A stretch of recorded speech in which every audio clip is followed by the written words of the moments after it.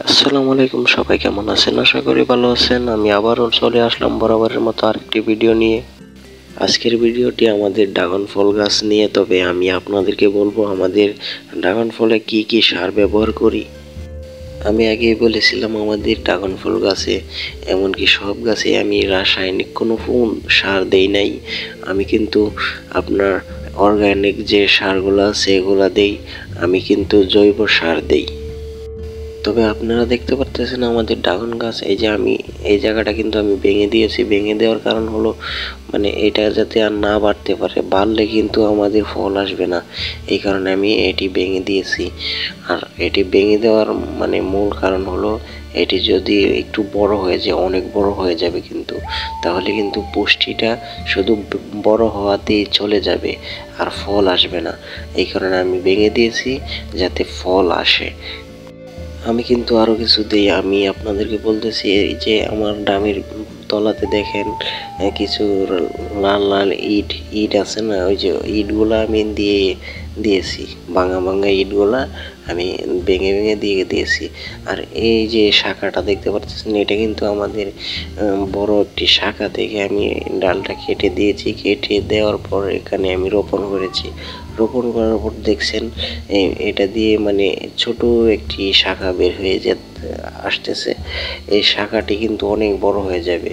মানে আমি একটি গাছ থেকে কিন্তু এখানে অনেকগুলা গাছ আমি তৈরি করেছি। আপনারাও চাইলে এরকম গাছ তৈরি করতে পারেন। আমাদের ভিডিওটি কিন্তু আপনাদের উপকারের জন্যই আমি তৈরি করেছি। এটি যারা ড্রাগন ফল চাষ করে তাদের জন্য। আর ছাদে ড্রাগন ফল চাষ করতে অবশ্যই আপনাদেরকে ভালো ভালো পুষ্টিকর জিনিস মানে উপাদান দিতে হবে, যেমন কলার ছোলা, ভেজের ছোলা, এরকম কিছু কিছু মানে উপাদান দিতে হবে আপনাদেরকে। যে আপনাদের কিচেনে যে মানে সবজির যে খোসাগুলো থাকে এগুলো কিন্তু আপনারা ব্যবহার করতে পারবেন। এগুলো আপনারা মানে একটি জারে, এমনকি একটি ফলিতে আপনারা এটি সংগ্রহ করবেন। সংগ্রহ করার পর এটি মানে এটির উপরে মাটি চাপা দিয়ে আপনারা কিছুদিন রেখে দেবেন, মানে 3 মাস রেখে দিলে আপনাদের জৈব সার তৈরি হয়ে যাবে। এটি দেখবেন অনেক উপকারিত একটি সার। আপনারা আরেকটি জিনিস ব্যবহার করতে পারেন, সেটি হলো গোবর। গোবর সার অনেক উপকারিত। আর ড্রাগন ফলের জন্য অবশ্যই গোবর সার দরকার পড়ে, না হলে কিন্তু আপনারা ভালো একটি ফলন পাবেন না।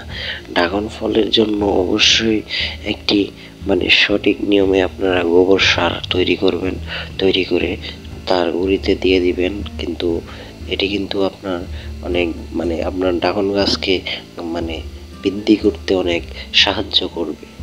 আপনারা চাইলে রাসায়নিক যে সারগুলো আছে এগুলো ব্যবহার করতে পারেন, তবে আমি পরামর্শ দিব রাসায়নিক কোনো সার ব্যবহার করেন না। কারণ রাসায়নিক সারে কিন্তু আপনার ফলটি কিন্তু এত ভালো হবে না। এটি কিন্তু রাসায়নিক সার দিয়ে আপনি ফলটি তৈরি করেছেন। আর যেগুলো আছে এই জৈব সার দিয়ে আপনারা ফলটি যদি আপনারা আনেন, যে গাছে ধরছে ফলটি, মানে এই ফলটি কিন্তু খেতেও খুব সুস্বাদু হবে।